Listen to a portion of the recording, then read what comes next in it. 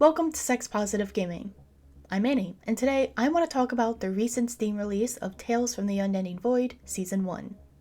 This sci-fi space harem visual novel is available for PC, SteamOS, and Linux on Steam, and a free version is available for PC, Mac, Linux, and Android on itch.io and their Patreon.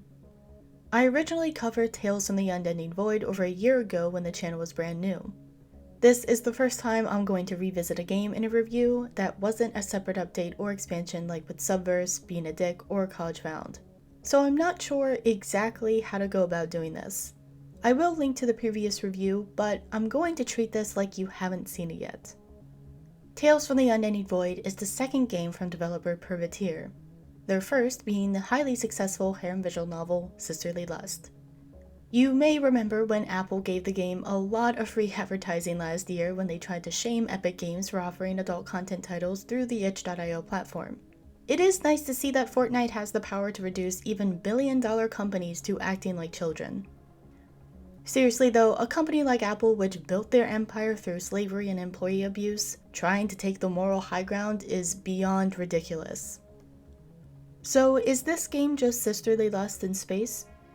While there are similarities, there is sadly no B9 class M3 general utility non-theorizing environmental control robot.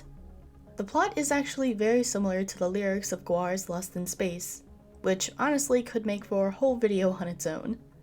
While there are heavy influences from various science fiction staples like Star Wars, Firefly, and Mass Effect, this is a classic hero's journey of exploration, self-discovery, and intergalactic impregnation.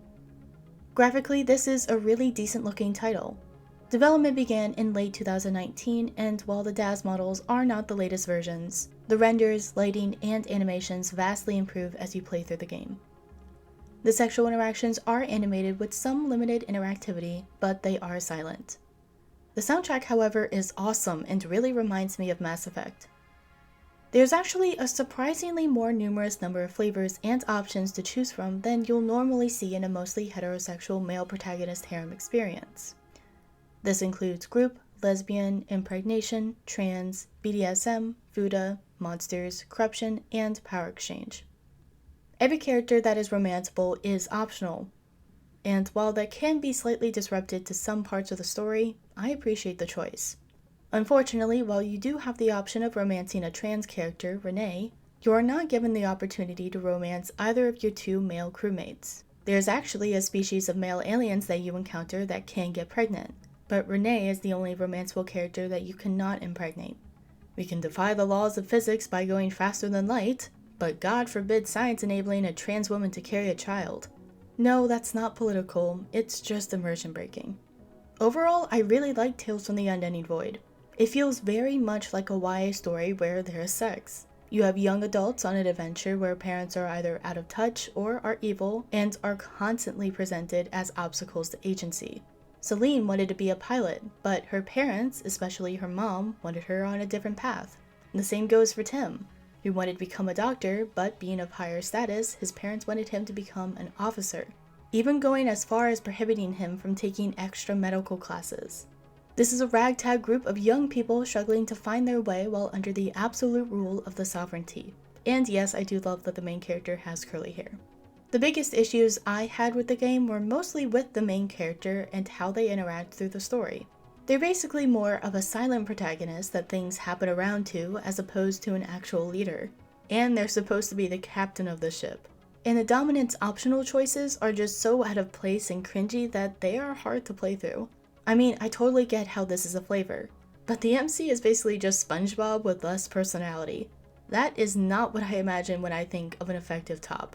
So if you're looking for a sci-fi themed harem journey through space, I highly recommend checking out Tales from the Unending Void.